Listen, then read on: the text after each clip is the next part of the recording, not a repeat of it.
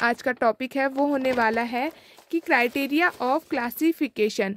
जो एल्गी है इसको हमने किस बेस्ड पे क्लासिफिकेशन किया है, किस तरह से हमने एल्गी के अलग अलग ग्रुप्स या उसके अलग अलग क्लासेस बनाई हैं।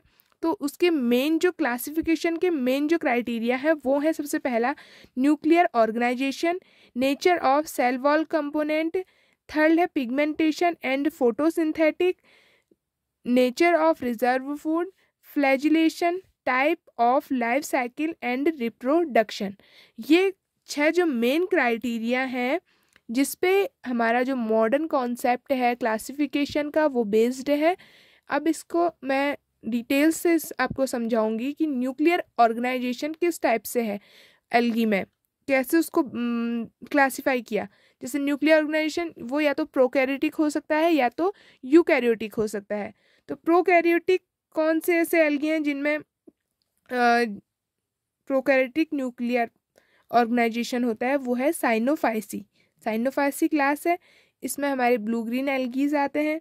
और बाकी की जो अदर क्लासेस हैं एल्गी की वो सारी यूकैरियोटिक में आती हैं।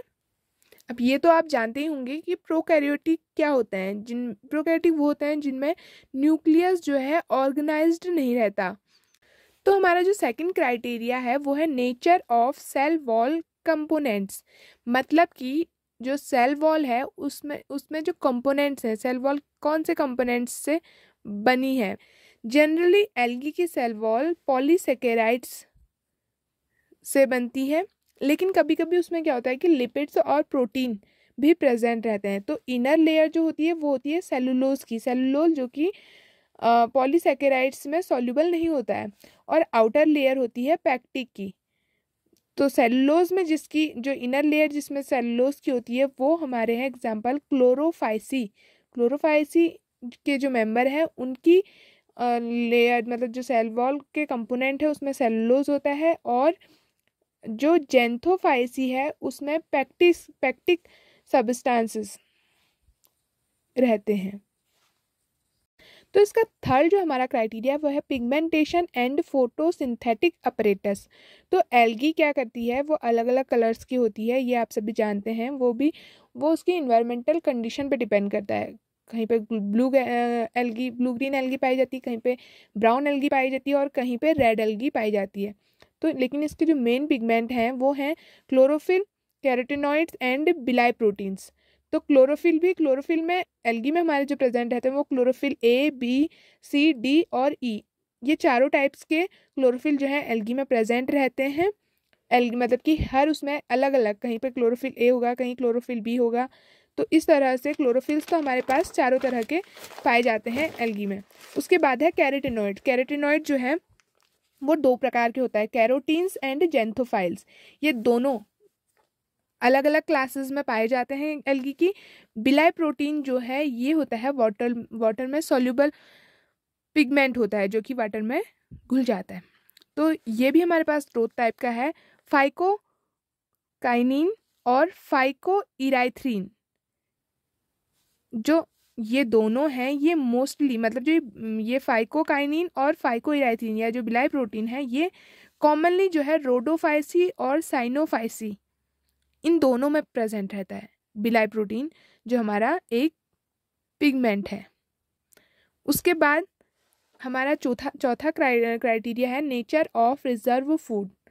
तो रिजर्व फूड का जो प्राइमरी प्रोडक्शन है हम सभी जानते हैं कि जब हमारी फोटोसिंथेसिस होती है तो जो हमारे प्लांट्स हैं वो उसको स्टार्च के रूप में अपने पास स्टोर करके रखते हैं। लेकिन कभी ऐसा होता है कि उसे बहुत ज़्यादा टाइम तक का स्टोर करना होता है, तो बहुत ज़्यादा टाइम तक का स्टार्च को वो स्टोर नहीं कर सकते, तो इसलिए वो उसको अदर प्रोडक्ट्स के रूप में स्टोर करके रखते हैं। जैसे क्लोरोफाइसी के जो मेंबर हैं हमारे वो स्टार्च के रूप में ही अपने फूड को मतलब कि जो रिजर्व फूड मटेरियल है उसको स्टार्च के रूप में ही यूज़ ऑब्जर्व करके रखते हैं। और जो जेंथोफाइसी के मेंबर हैं वो ऑयल और ल्यूकोसाइन इसके उसमें अपने जो फूड को है स्टोर करके रखते हैं। रोडोफाइसी के मेंबर रोडोफाइसियन स्टार्च और साइनोफाइसी जो है माइकोफाइसियन स्टार्च को जो है अपने पास स्टोर करके रखते हैं।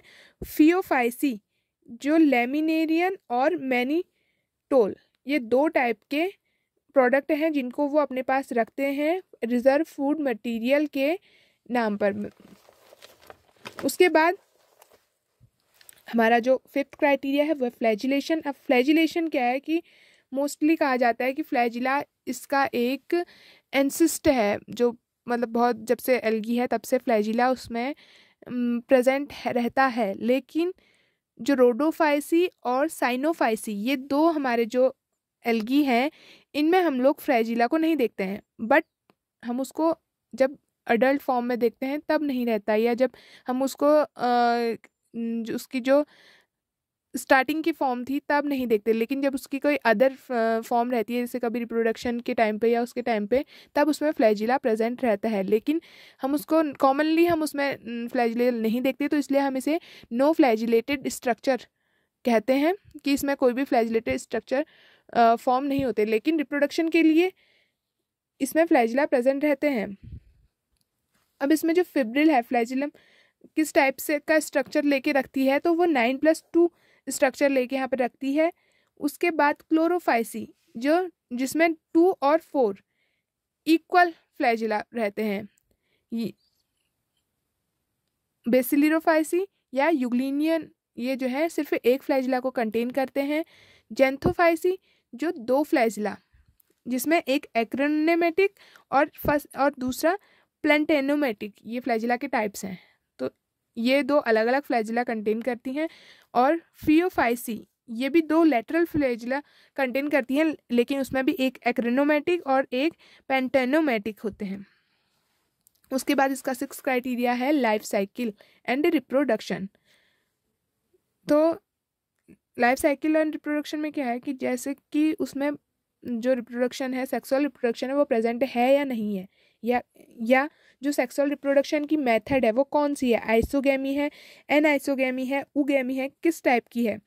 और साथ ही जो लाइफ साइकिल है उसमें वो हैप्लॉन्टिक, डिप्लॉन्टिक या ट्रिप्लॉन्टिक, उसके बेस पर हम उसको क्लासीफाई करते हैं, उनको अलग अलग उसमें रखते हैं। जैसे सेक्सुअल रिप्रोडक्शन कम्प्लीटली अब्सेंट इन साइनोफाइसी, तो साइनोफाइसी के जो मेंबर्स हैं उनमें सभी में सेक्सुअल रिप्रोडक्शन नहीं होगा। तो इसमें जैसे कि हम ऐसे मेंबर्स को साइनोफाइसी में रखेंगे जिनमें सेक्सुअल रिप्रोडक्शन अब्सेंट रहेगा।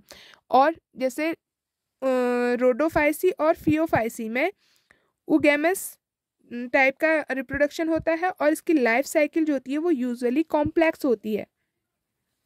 इसलिए इसको हम लोगों ने हम ऐसे मेंबर्स को रोडोफाइसी और फियोफाइसी में रखेंगे जिनकी लाइफ साइकिल कॉम्प्लेक्स होगी और इसका रिप्रोडक्शन जिसका उगेमस टाइप होगा।